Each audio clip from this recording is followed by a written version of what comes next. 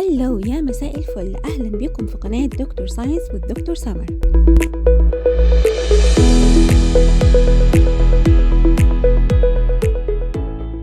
أبطال جريد 6 أهلا بيكم. طبعا كلنا عارفين ان التقييمات الوزارية مهمة جدا ولازم نكون لامين كل حاجة فيها، علشان كده عملنا النهاردة مراجعة سريعة كده على أهم الأسئلة اللي فيها شوية تريكات وشوية أفكار مختلفة علشان ندخل الامتحان واحنا مطمنين وإن شاء الله ضامنين الدرجات النهائية. السؤال الأول complete.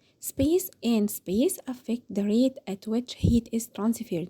في عندنا two factors بيأثروا على الهيت ترانسفير، ايه هما؟ الكونتاكت and area. الكونتاكت التلامس والاريا مساحة السطح، دول اللي بيأثروا على الهيت ترانسفير. السؤال التاني write what the following sentence refers to، أو ده معنى السؤال scientific term. أول point عندنا هي a condition in which the object temperature is equal to the surrounding environment. طبعا دي thermal equilibrium اللي هي التوازن الحراري. البوينت التانية بتقول unit of temperature measurement، ايه هي وحدة قياس الحرارة؟ طبعا هي calories. البوينت اللي بعد كده بتقول when a substance changes state the mass of the substance doesn't change. طبعا ده law of conservation of mass اللي هو قانون حفظ الكتلة. التعريف اللي بعد كده بيقول a type of clothes keep themselves clean. طبعا دي smart clothes. التعريف اللي بعد كده a mixture of rock, sand and water that becomes hard after it dries. طبعا ده تعريف الكونكريت اللي هو الأسمنت.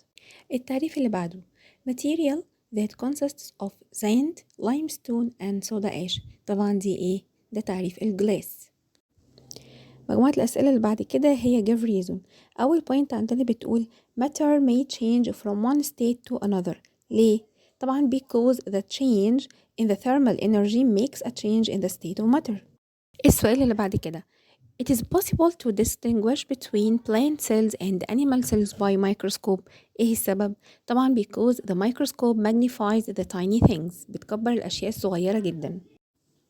السؤال اللي بعد كده بيقول The number of cells in the body of adult is greater than the number of cells in the body of young child. Because when we grow the number of cells increase. طبعا جسمك بيكبر، عدد الخلايا بالطبيعي بيكبر. السؤال اللي بعد كده بيقول The endocrine system plays an important role in the fight and flight response. ليه؟ Because it secretes hormones that fight the danger or run away from it. الكويستشن اللي بعد كده بيقول Chewing and breaking down food facilitates the digestion process. ليه؟ To increase the surface area for enzymes in saliva that break down the food chemically.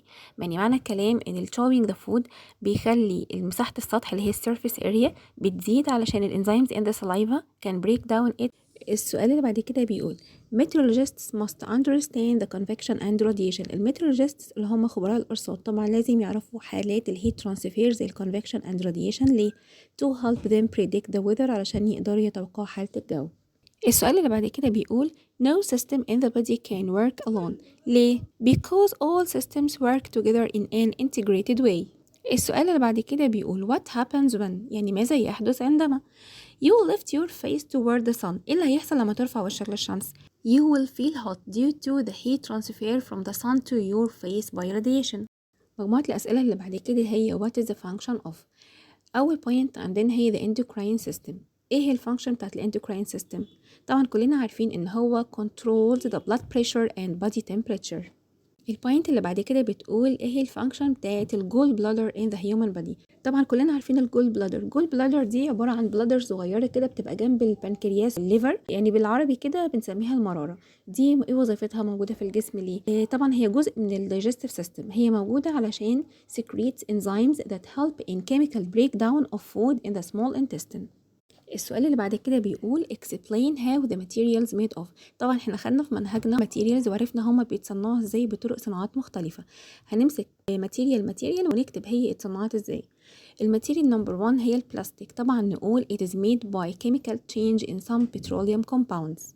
الماتيريال التانية هي الستيل. نقول it is a mixture of iron and some elements. الماتيريال اللي بعد كده هي الكونكريت ونقول it is a mixture of sand, rock and water. الماتيريال اللي بعد كده الجلاس ونقول it's a mixture of sand, limestone and soda ash. This mixture is heated in a hot furnace then melted then cooled to become hard. آخر ماتيريال معانا هي الشرينك رام ونقول the plastic is heated to make it shrink. وكده يبقى احنا شرحنا 4 ماتيريال، لو جات لنا اي واحده منهم نقدر نكتبها مظبوط. اخر سؤال معانا هو explain the ways of heat transfer. طبعا احنا خدنا ان الهيت ترانسفير by 3 ways، 3 طرق: conduction convection and radiation. فلو جاب لنا طب شرح اي طريقه منهم نبقى عارفينهم كويس جدا وعارفين الفرق بينهم. اول طريقه هي الكوندكشن، ودي بتكون between solid objects touch or in contact with each other، يكونوا متلامسين مع بعض. الطريقه الثانيه هي الكونفكشن، ودي بتكون in liquid and gases. والطريقه الثالثه هي radiation، ودي بتكون in gases and space like the sun ray، زي بالظبط اشعه الشمس. وبكده نكون خلصنا مجموعة الأسئلة اللي ممكن تكون جديدة علينا مش متعودين عليها قبل كده، وبالتوفيق إن شاء الله. على البركة تاني. حالك ما جاتش فيا عليك واحد. ابعدوا لا تتسفلتوا.